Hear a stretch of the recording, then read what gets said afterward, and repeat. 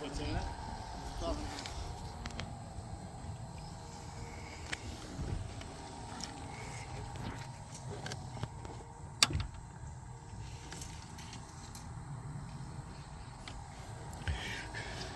The most efficient and careful way to get to the heater core Y lines, and when you do them, make sure if one goes out you replace both of them at the same time. This vehicle only had 80,000 miles on it. You'll start with disconnecting and moving gently to the side.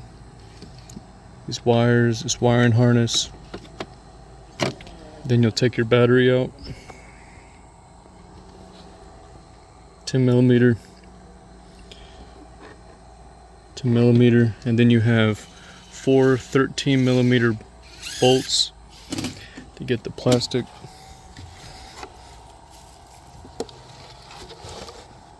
One, two, three, four, and there's also a T20 Torx right here.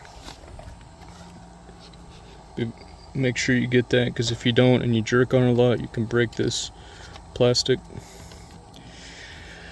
And then you got some connections towards here in the inside. Squeeze those in, pull that off, pull this tab off. This one as well. Be careful with your BSM wiring harness. Also, you can take this piece off. This piece clips off on the side. Just make sure you gently put it down. When you get the hose that runs to the coolant solenoid right here, this just had a regular hose clamp on it. So inspect this. If it looks worn or rusted, probably just use another one. When you pull these clips off, there's 2 plastic tabs you press in and pull off. Make sure you clean the lines off well, the male side.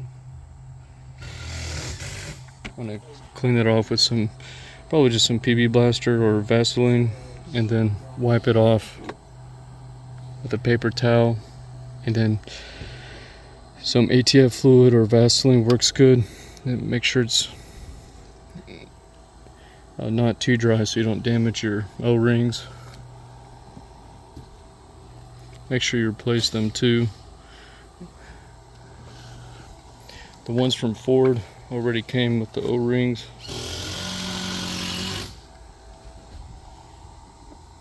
And these actually are updated style.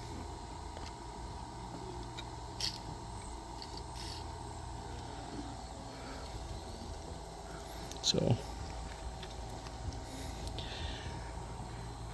make sure you take a lot of pictures when you're taking everything off, and make sure you put it exactly how it should be, and utilize the zip ties to keep this elevated, and don't let it be vibrating around. And that should be pretty much all to it.